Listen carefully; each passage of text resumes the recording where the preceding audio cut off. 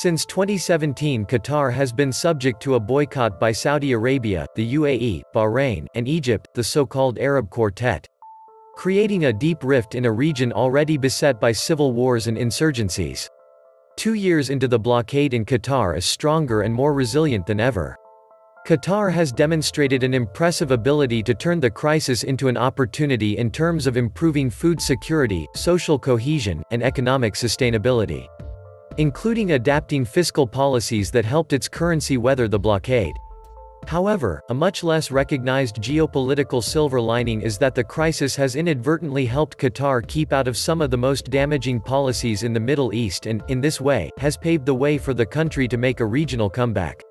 Qatar was happy to be out of Yemen. Firstly, as soon as the blockade started, Qatar was thrown out of the alliance waging war in Yemen, which the Qataris joined reluctantly, largely to please the Saudis. Another year of war in Yemen has only involved more death and misery, with Saudi's other blockade bringing the country with its 28 million people to a massive humanitarian catastrophe. Serendipitously, Qatar was extricated from the negative reputational fallout suffered by Saudi and the UAE. This was Doha's first strategic win in the eyes of a global media and civil society increasingly alarmed at the horrors unfolding in Yemen.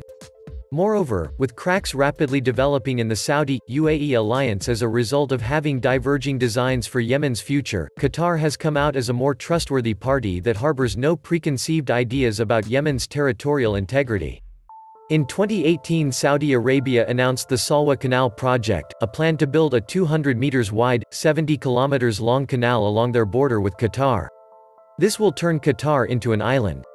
Welcome to the Atlantis Report. The International Monetary Fund says Qatar's economy is expected to grow despite the Gulf nation being under an economic blockade for 2 years now. Qatar is the richest country in terms of GDP per capita compared with Dubai. In the UAE, they understood early that they couldn't rely solely on oil and gas, so they invested in creating an image of where East meets West, a place for business and tourism. In order to do that, Dubai sold its soul a bit, becoming known as a party destination where girls can wear skimpy clothes, and boozy brunches are the norm. In Qatar, they still rely almost completely on oil and gas. They stick pretty closely to their conservative Islamic roots, so there is very little going on in terms of a social scene and little for tourists to see and do. They also lag behind in terms of infrastructure. It is very little in terms of public transport. The World Cup is an attempt to change their image, but with all the controversy around it, it's not going well. The Qatar World Cup 2022 stadiums and infrastructure are being built by Nepalese immigrants employed in Qatar's construction industry who work for little or no pay. Qatar hosts 11,000 American troops at Al Udeid Air Base, the largest U.S. military base in the Middle East. And it recently broke ground on the base's expansion. In the words of Defense Secretary James Mattis, the U.S. enjoys a long-standing defense relationship with Qatar, a strong and valued military partner. Despite all the problems, Qatar is still one of the richest countries in the world and the richest in the Gulf. Following are some reasons that made Qatar top the charts. Number 1. Stable political system. People often underestimate the importance of a stable political system. Unlike many Middle Eastern countries, Qatar has been politically stable ever since its independence. Qatar is an absolute monarchy ruled by the Al Thani family. The ruling dynasty has been able to provide the Qataris with the highest per capita income in the world. Qatar is classified by the UN as a country of very high human development and as the most advanced Arab state for human development. Number 2. Exploiting natural resources. Before the emergence of the oil-based industry, Qatar was a poor pearl diving country. The exploration of oil and gas fields began in 1939. Oil was discovered in Qatar in 1940, in Dukhan Field. In 1973, oil production and revenues increased dramatically, moving Qatar out of the ranks of the world's poorest countries and providing it with one of the highest per capita incomes in the world. The discovery transformed the state's economy. Now, the country has a high standard of living for its legal citizens. With no income tax in Qatar, the unemployment rate is about 0.1%. Number 3. Lack of any serious home issues. Unlike most countries, Qatar has no problems at home. Thus it allows Qatar to intervene where it sees fit without too much regard for upsetting others because its policy is simply to engage with everyone it can as often as it can. Number 4. Prioritizing infrastructures. Qatar has made a vast expansion of infrastructure at home, as well as its investment abroad. The government has allocated 40% of its budget to infrastructure projects, including $11 billion on a new international airport, $5.5 billion on a deepwater seaport and $1 billion for a transport corridor in the capital, Doha. It will spend $20 billion on roads. The country's sovereign wealth fund, estimated to have assets worth around $70 billion, has poured more than $20 billion in recent years into stakes in German carmakers Porsche and Volkswagen, Agricultural Bank of China, Santander Brazil, Spain's Iberdrola and German builder Hochtief. Its ambitions extend into the realm of sport. Qatar won the right to host the 2022 Soccer World Cup. It spent $2.8 billion on hosting the 2006 Asian Games. And here is how Qatar became so rich so fast. In 1939, oil was discovered in the tragedy. Due to World War II, the growth in the field was slow until 1949. While oil exploration was important, but it was nothing compared to the natural gas reserves found after 30 years. In 1951, Qatar produced 46,500 barrels of oil per day, which was $4.2 million in revenue. Due to the discovery and development of oil fields, oil production increased by 233,000 barrels per day. New revenue from oil exports filled the pocket of the ruling family, and Qatar started the process of slow modernization. The country's first school, hospital, power plant, desalination plant, and telephone exchange all opened in the 1950s. During the 1960s, oil revenues continued to rise because the Al Thani family strengthened their hold on power by establishing relatives on higher government posts. Extraordinary allowances were given to all Al Thani family members.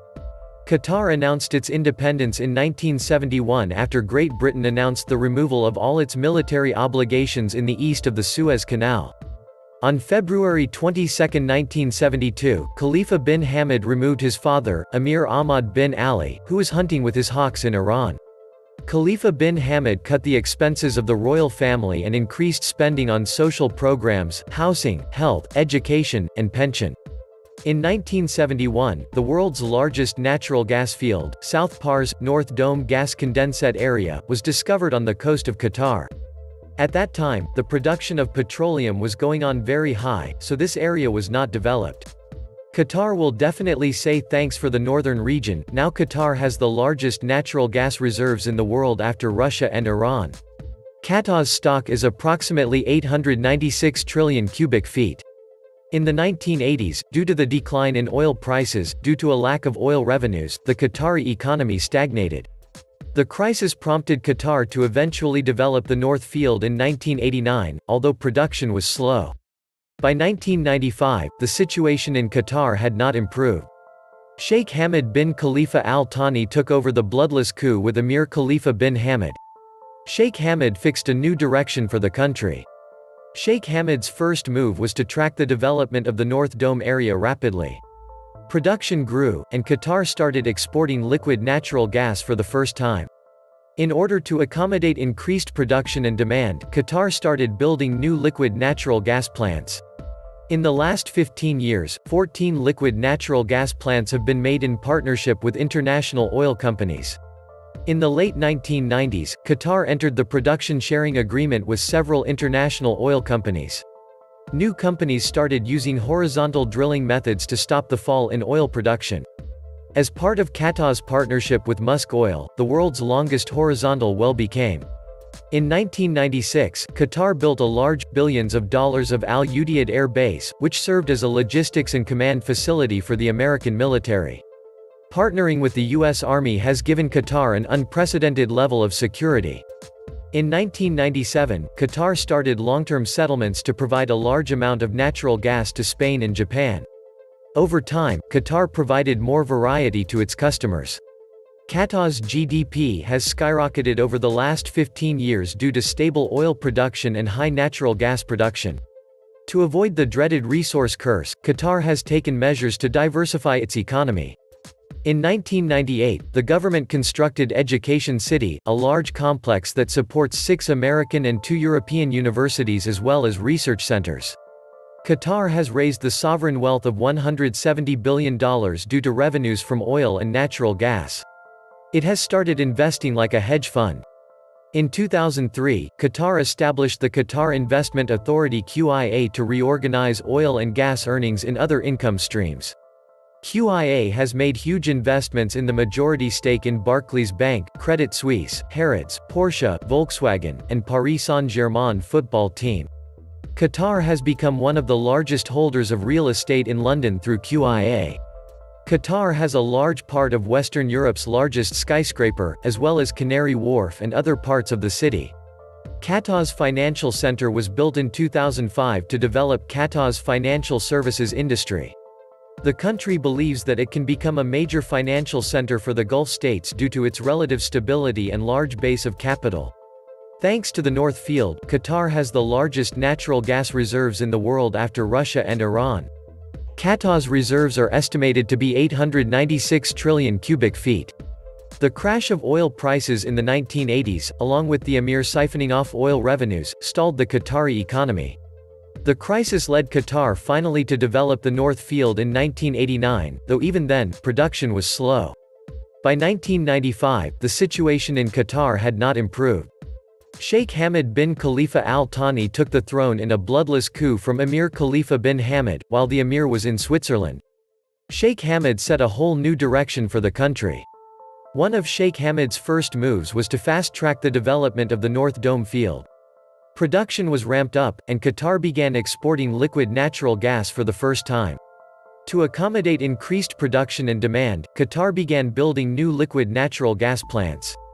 Over the past 15 years, 14 liquid natural gas plants have been built in partnership with international oil companies. In 1997, Qatar began long-term agreements to provide massive amounts of natural gas to Spain and Japan. Over time, Qatar further diversified its clients. Qatar's GDP has skyrocketed over the past 15 years, thanks to steady oil production and high natural gas production. Hoping to avoid the dreaded resource curse, Qatar has taken measures to diversify its economy. In 1998, the government built Education City, a massive campus that supports 6 American and 2 European universities, as well as research centers. In 2006, Qatar passed Indonesia to become the largest exporter of liquid natural gas in the world, with revenues from oil and natural gas amounting to 60% of Qatar's GDP. But more competition was coming, with liquid natural gas production booming in places including the US and Australia. The skyline has changed dramatically in recent years. With a total landmass of 11,580 square kilometers, Qatar is a very small independent nation, which is fully covered by deserts and is situated in the center of the entire Middle East. And, until lesser than a century ago, it was one of the poorest nations in the entire region. It was sparsely populated because of the inhospitable desert lands where the temperature in summers would climb up to over 50 degrees Celsius. Also, back then, it used to be a colony of the United Kingdom. The primary sources of income for this tiny nation used to be its dwindling fishing industry, and extraction of pearls out of the ocean. The days were not very good. However, then in 1938, its first oil field was discovered, and things began to change but only to a minimal extent. This was so because the oil reserves were not humongous enough to change the prospects of the country. Then, in 1970 something big happened. Oil major, Shell had discovered the world's third largest gas field, the Northern Fields in Qatar. However, back then, the only means to transport gas was through pipelines. The problem with that was this. Every place where there was significant demand for natural gas, was just too far off Qatar, and to lay pipelines to those places would have been an enviable and very costly affair. This wasn't something that the British back then was open to spending on one of its tiniest colony. However, when Qatar gained independence in 1971, the new emir had already realized that the only way he could have changed the fortunes for Qatar and its people was by means of trading the natural gas. Thus, he heavily invested monetary resources into the research and development of this underdeveloped science called liquefaction. Liquefaction is a process of conversion of natural gas to liquid form, which can be easily transported in containers loaded over ships and trucks. And that investment made back in those times in the later years paid back in ginormous volumes. Within a very short span, Qatar began to export natural gas to nations spanning all across the globe, earning back humongous petrodollars, dollars earned by means of oil and gas trade. And that was how Qatar transformed its fate, from a poor desert nation dependent on failing fishing industry and pearl extraction to a super-rich country with booming infrastructural development and radically improving lifestyle, which was also depicted in the marvelous GDP growth rates. Qatar formed a sovereign wealth fund to invest its fortunes across the globe in diversified sectors strategically. The body was called the Qatar Investment Authority, QIA. And QIA did such a wonderful job at choosing the right assets to invest in, that today its net worth is over $335 billion. That's a mind-boggling figure, making it the 11th biggest sovereign wealth fund in the entire world. And that's the wealth of a nation with a population of just over 2.5 million, among who Qatari people account for just about 300,000 people.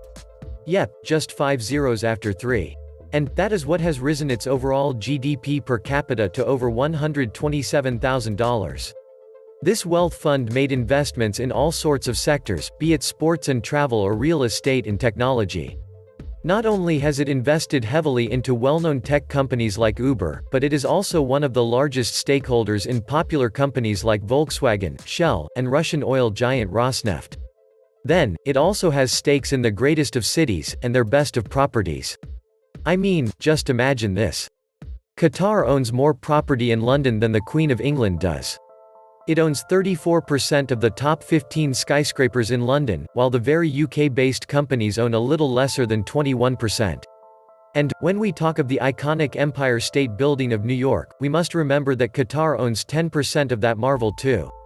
Similarly, it has a 20% stake in British Airways, 20% ownership in the Heathrow Airport, and 25% in the St. Petersburg Airport as well.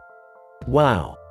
And, the money that these investments earn Qatar every month, every year is then invested back into acquiring other valuable assets and also channeled back into the home country to build more of highways, ports, airports, colleges and universities, and more of infrastructural marvels like skyscrapers and much more. And, that's the tale of Qatar cracking open the juggernaut of wealth creation and becoming the richest country on the entire freaking planet. Thus, regardless of the size, a country should be pragmatic. A proper vision and self-analysis would help to transform the country its best. This was the Atlantis Report. Please like, share, and subscribe. Thank you.